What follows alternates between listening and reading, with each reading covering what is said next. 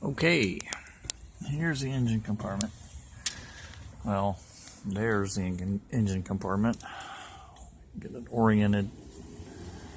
Right down here is, I believe, the PVC valve. I think that's it. I pulled this off, and this elbow is not torn or in any way leaking that I can tell. I checked this other elbow over here, which I'm not sure what that's for, but it goes to the PVC valve and it comes up and over here, branches off and goes that way. I'll have to take this cover off to see what that's for, but then it goes over here to the side of the manifold, which I'm not really sure what that's for or how to get it off. That, I don't know if it's screwed in or how that's attached to this plastic thing here. The rubber hose. I guess it's a pressure fit. You just pull on it till it comes off. Same as this one. I'm feeling of it, and I don't feel any cracks or anything that indicates there's a leak there.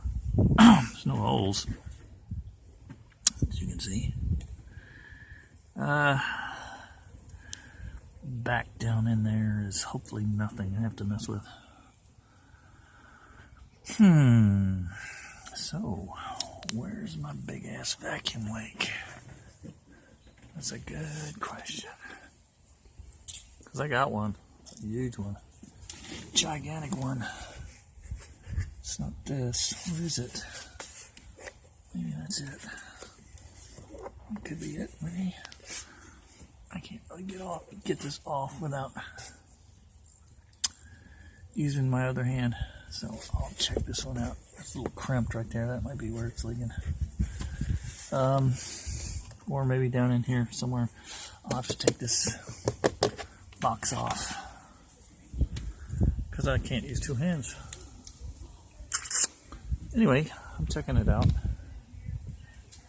I have at idle on both banks long-term fuel trim values of 25.0, which is as high as this, carb will let it go.